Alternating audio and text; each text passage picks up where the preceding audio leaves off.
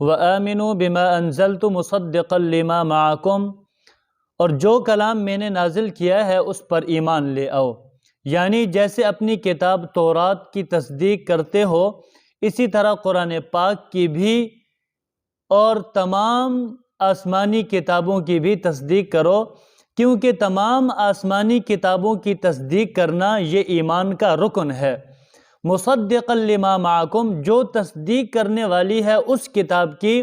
جو تمہارے پاس ہے، یعنی یہ قرآن پاک یہ ان کتابوں کی بھی تصدیق کرتا ہے جو تمہارے پاس ہیں،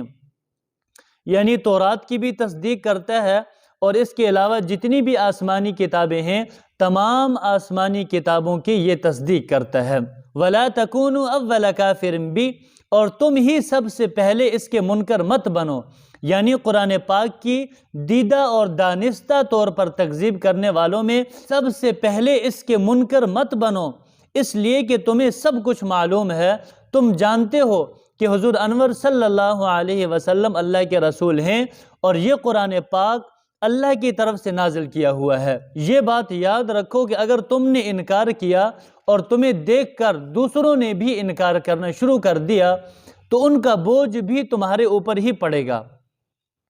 اور اگر دوسروں نے انکار نہ بھی کیا تو تب بھی تم دو وجہ سے مجرم بنو گے، دو وجہ سے، ایک خود تکذیب کرنے کی وجہ سے مجرم بنے، اور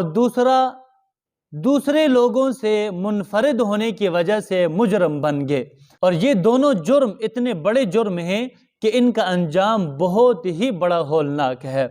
وَلَا تَشْتَرُوا بِآيَاتِي ثَمَنًا قَلِيلًا، اور میری آیتوں کو معمولی سی قیمت لے کر کے مت بیچو،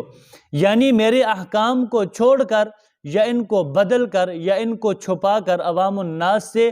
دنیا کی تھوڑی سی اور ذلیل حقیر چیز وصول مت کرو، اس لیے کہ یہ تو یہودیوں کی عادت تھی۔ وَإِيَّايَ فَاتَّقُونَ، اور اللہ نے فرمایا کہ تم صرف مجھ ہی سے ڈرو، یعنی مجھ سے ڈر کر ایمان لاؤ، حق کی اتباع کرو، اور دنیا کے پیچھے پڑ کر حق سے اعراض مت کرو۔